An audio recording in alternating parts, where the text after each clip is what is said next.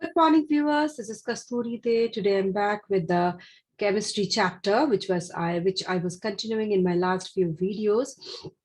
It is the chapter of chemical change and reactions. So I will continue the last portion of it, and then I will discuss some ICSE pattern questions along with you.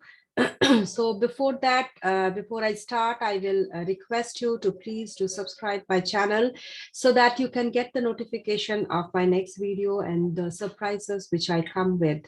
Okay. If you are liking the video, press the like button, share with your friends so that they can also be benefited from these videos. And also do meditate before you sit for the studies for the day.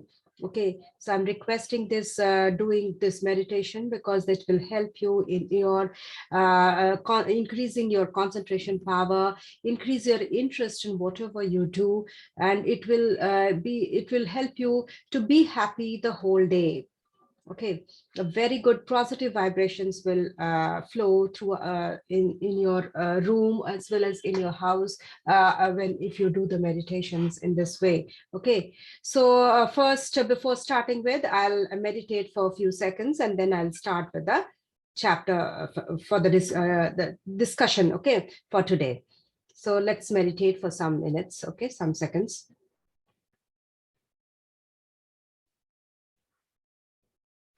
Sitting silent is also a type of meditation. And also you can think of your God whom you believe for a few seconds, and that will increase, that will help you to meditate and think nothing else except your God you prefer.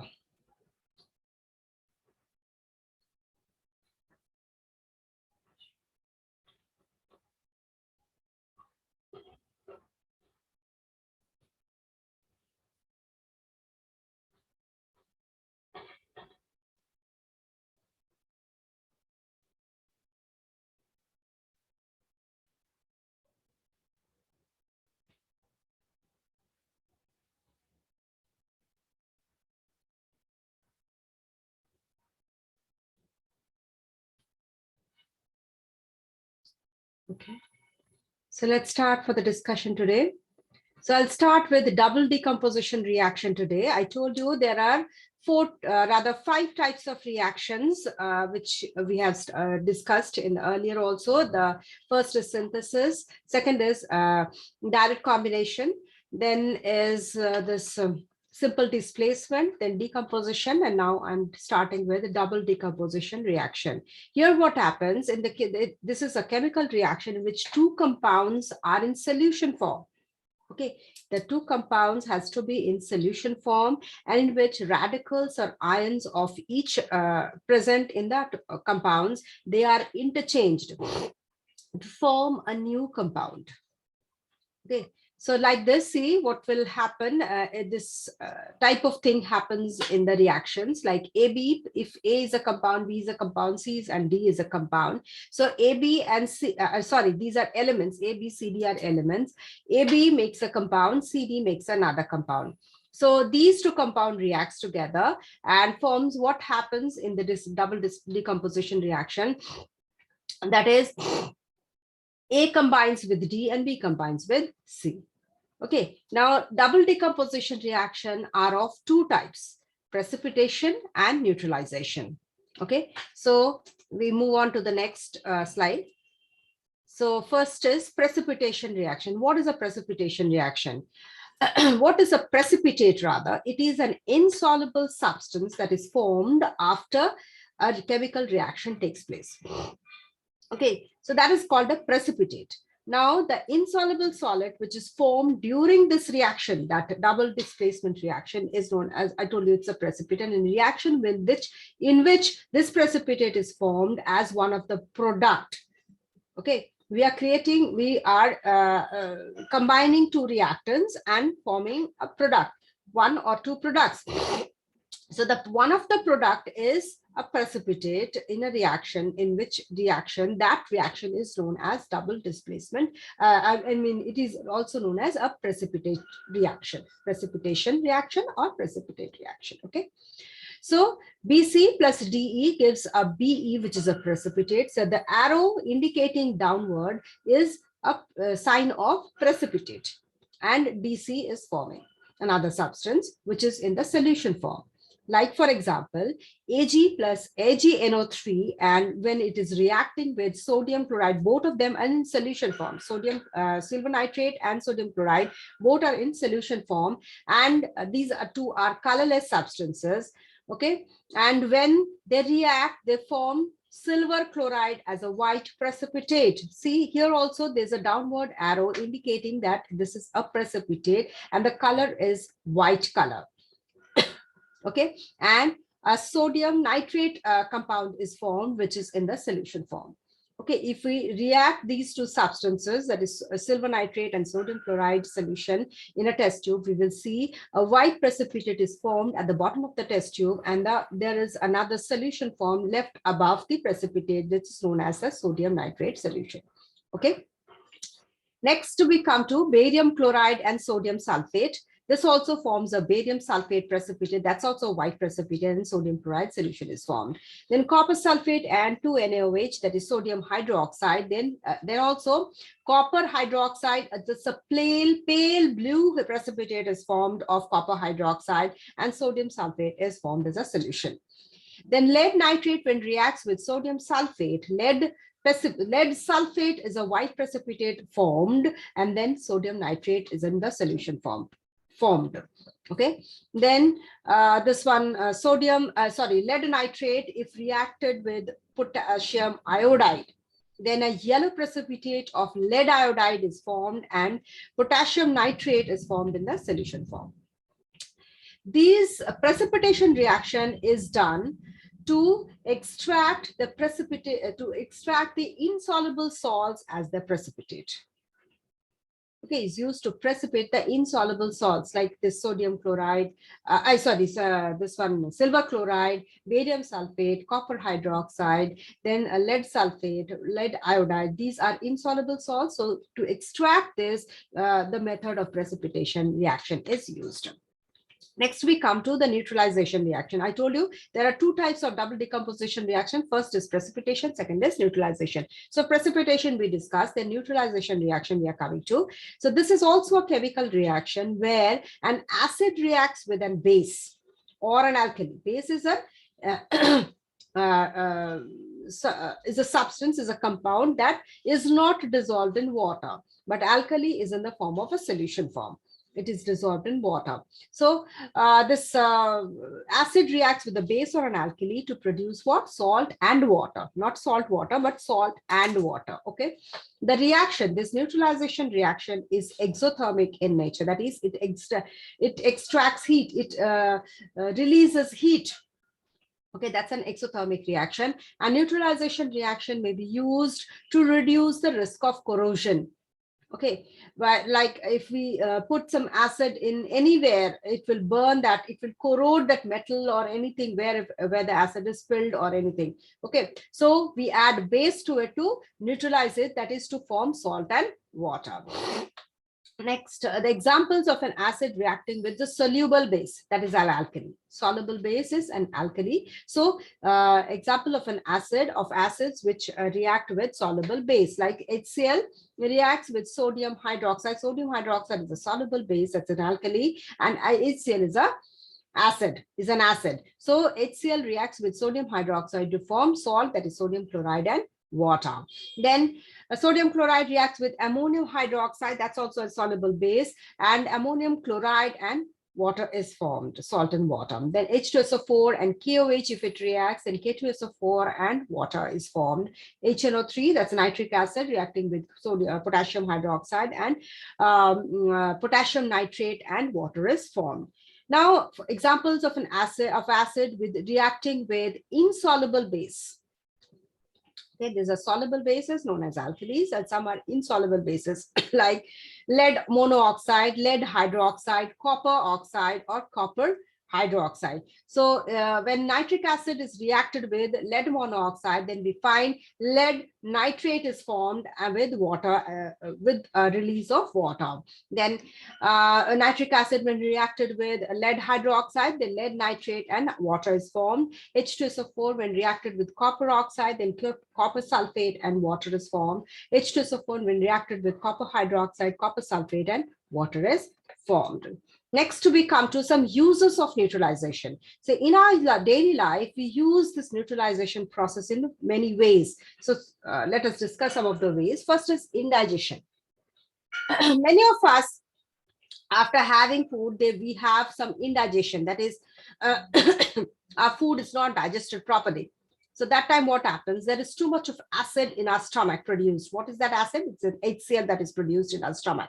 Okay, some due to the stomach disorder, which results in which results in stomach disorder or some acidity, it is produced. So to neutralize that acid, we need to take some base. Okay, so what base we should take? Like magnesium milk. Okay, it contains magnesium hydroxide. So magnesium hydroxide is a base which reacts with HCl that is produced in the stomach. So, and it produces what? A salt and water. What does it produce? Magnesium chloride and water is formed. So that relieves us from the pain which we get during indigestion. Next is ant sting. When an ant bites us, the ant sting, it has some formic acid and it causes pain after biting. So this formic acid has to be neutralized to reduce the pain which we get after the ant bite. Okay, so to reduce that sting, we use some moist baking soda that is basic in nature, and that reacts with formic acid to neutralize that pain. Now, tooth decay. When there is a tooth decay, while taking food, the food molecules get decomposed to the action of microorganisms in the mouth, which results in the formation of an acid there. That decays our tooth. Now, the toothpaste which we use, that is basic in nature. Okay, and it is generally made up of alkaline substances. That's why it's basic in nature. And when we brush our teeth, what happens? This basic nature of the toothpaste reacts with the acid of the present in the tooth due to the microorganisms which has produced this acid. Okay, and this toothpaste neutralizes the harmful effect of the acid and thereby stops the tooth decay. That's why it's advised to brush your teeth twice a day. Next neutralization uses are, we've seen that after shampooing our hair, it's a shiny hair due to the conditioner. Why does this happen? After putting conditioner, we see that there's a shiny appearance in our hair. Why is it so? Because after shampoo, our hair becomes rough. Okay, because it contains some alkaline substance, basic in nature. This shampoo is basic in nature. But after we put some conditioner on it, it becomes shiny because the conditioner is acidic. Okay, this one shampoo is basic, but the conditioner is acidic.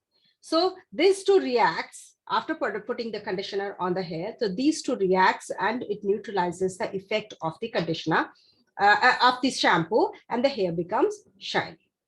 Okay. Then the monitoring pH of the soil.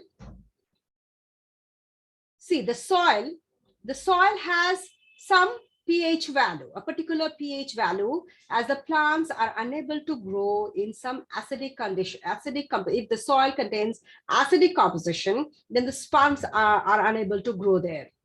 So it has to be a particular pH. The soil has to have some particular pH. So if the soil contains acidic, if the soil is acidic, so to neutralize that effect, the acidic effect of this soil, we put some base as a fertilizer to it. That is such as limestone, powdered lime, or even burnt wood ashes. Okay, the wood ashes which are burned. So these also can be put into the soil to neutralize the effect of the acid which is present in the soil. Okay, this helps the plant to grow fast. Grow. This technique is of neutralization effect, neutralizing the effect of the acids in the soil helps in controlling the pH of the soil. And that's what I told you, that it neutralizes the soil from this acidic effect, and the plant can grow easily. Next is when we do our work in our daily work, or when we are working in a lab, sometimes some acid spills on our clothes and even on the skin also. So what happens, this acid spilling, when the acid falls on our clothes, we can neutralize that. It will burn, no, the cloth will be burned. So to neutralize that, we can pour some ammonia solution over that cloth. Then this will neutralize the effect of the acid. Or if it falls on our skin, then we should wash out immediately with water. Okay, no other solution but wash with water. So these are 5 types of reactions we have discussed. Now we will start discussing some other types of reactions except the 5 types of reactions we have discussed. So what are the other types of reactions? First is oxidation reaction. Okay, so what is oxidation reaction? Either it can be said that it is a reaction in which oxygen is added to the substance or hydrogen is removed from the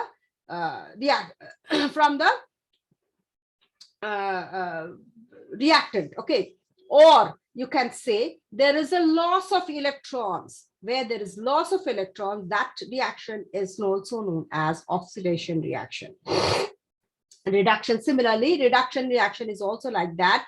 It is either gain of electrons. See, in oxidation there's loss of electrons. In reduction there is gain of electrons. Okay, reduction, there is gain of electrons, or you can say addition of hydrogen or removal of oxygen. Okay, that is also reduction reaction. So when there is a loss of electrons, that means proton, that is, we know that atom contains proton, neutron and electron. So positive charge of the atom is due to the presence of proton, and atom has a negative charge due to the presence of electrons. So in the ground state, when the proton is equal to the electron, then what happens? There is a neutral charge. Okay, the substance, the atom will have no charge on it. But if there is a loss of electron, if the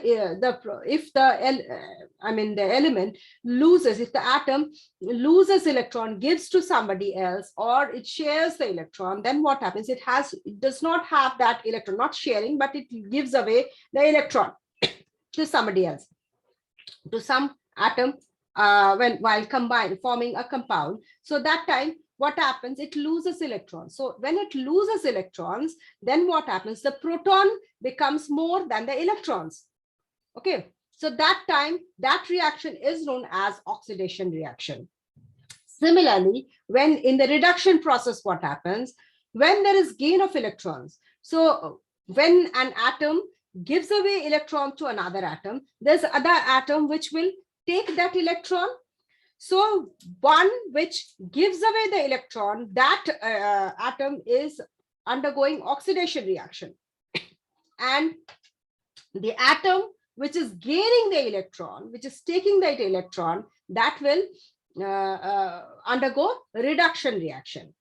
Like, see, when zinc is giving away, when the zinc atom, the ground state atom, will give away 2e minus, 2 electrons it's giving away, then it becomes zinc 2 plus. Okay, because 2 electrons are lost, so 2 positive ion, 2 positive charge will be there, because as it the balance is displaced. Okay, then a reduction reaction, as it gains 1 electron. Okay, so its charge will be 1 electron it's gaining. So it was having 3 plus. Excuse me. So 1 electron as it is getting inside, so it will become 2 plus. Understood this reaction? Then we come to redox reaction. Redox reaction is a reaction in which oxidation and reduction are taking place simultaneously in the same reaction. Like the redox reaction between magnesium and oxygen resulting in magnesium oxide. What happens? Mg plus O2 becomes MgO. It's an unbalanced equation. So what happens? Excuse me. Mg loses 2 electrons and it becomes Mg2 plus cation. Okay, as it is plus, so it's a bigger positive ion is a cation. And its oxidation number goes from 0. This one is magnesium in the neutral state. That means its oxidation number is 0. From 0, it becomes plus 2.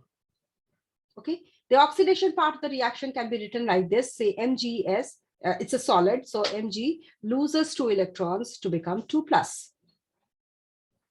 Now, when oxygen gains 2 electrons, as it loses 2 electrons, so oxygen also gains 2 electrons from magnesium. So it becomes 2 minus, thereby changing the oxidation from 0 to -2. It's becoming negative. And in case of magnesium, it becoming positive. So as it is becoming negative, so oxygen is reduced. And in case of magnesium, as it is losing electron, it's gaining charge. So it becomes positive. That is, oxidation is taking place. Okay. So oxygen is reduced and the reduction part of the reaction will be like this. Half O2 gains 2 electrons to form O2 minus. Okay. Adding two equations, what we do get? If we do add this one and this two equation, so we get Mg plus half O2 gives us MgO. Multiplying it by 2, we get 2 Mg plus O2 plus 2 MgO. Okay. Now, some other reactions, we have done this one, reduction, oxidation, and redox. Now we're coming to exothermic and endothermic reaction. Excuse me. This exothermic reaction is a reaction in which there is a release of heat. In the chemical reaction, where there is a release of heat, that's an exothermic reaction. Like when methane combines with oxygen, it forms carbon dioxide and water with a release of a heat energy. That's an exothermic reaction. Again, when carbon is combining with oxygen, then carbon dioxide and heat is produced. It is given out to the surroundings. Okay, that is an exothermic reaction. Endothermic reaction is the reverse process of this exothermic. That is, it absorbs heat energy to proceed. It's absorbed heat energy from the surroundings and then it proceeds further. Like this, like for example, nitrogen when combines with oxygen, there is a heat required for combination of these two elements and forming what? Nitrogen oxide. Then calcium carbonate also, it absorbs heat to decompose to calcium oxide and carbon dioxide. Okay, now we come to some photochemical reaction. What happens in this? The chemical reaction in which there is absorption of energy in the form of light. That type of chemical reaction is a photochemical reaction. Photo means light. So in a chemical reaction where there is light required in the form of, energy required in the form of light, that is known as photochemical reaction. Like when glucose is formed in the plants, photosynthesis takes place. That time what? That time what happens? Carbon dioxide combines with water in the presence of sunlight. So it's a photochemical reaction. It forms what? Glucose and oxygen is released. Then electrochemical reaction. What is that? It is a chemical reaction in which there is electric current required. Okay, so it is a process in which electrons flow between a solid electrode and an electrolyte. Electrolyte, what is electrolyte and what is electrode? Electrolyte is the molten or solution form substance which is present in the in a structure called a beaker, you can say there has to be some electrolyte, that is a liquid substance. It may be molten or it may be aqueous. Okay, so that substance has to be there, and electrodes are what they are. Two rod type substances. One is cathode, another is anode. Okay, two electrodes are there. One is positive electrode and one is negative electrode. Okay, so cathode and anode is required. Anode is positive, cathode is negative electrode.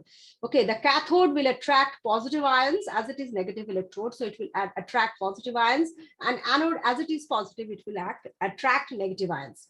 Okay, and there has to be one electric current passing through the electrodes. Okay, and that will this process will cause the reaction to liberate or absorb heat. Like when KCl is there, KCl will decompose to, that is potassium chloride will decompose to potassium ion and chlorine ion, chloride ion. Okay, potassium will be positive, chloride will be negative ions when electric current is passed through. Or when water is there, when acidulated water, that is mixed with water mixed with some acid, very small quantity, but acid has to be there. Pure water cannot dissociate into hydrogen or oxygen. So water has to be some contain some acid in it. Okay, and then the water, this H2 will break to H2 and O2 in presence of electric current. Okay, so this is the end of the chapter. I will discuss in my next video the this one, there's some ICSE pattern questions on this chapter. Okay, some specific questions. Okay, then I will discuss the back questions of this chapter from whatever book I get. I will discuss all those so that you can that will help you in solving the different types of questions that come in the exams. Okay, that will help you in the exams. So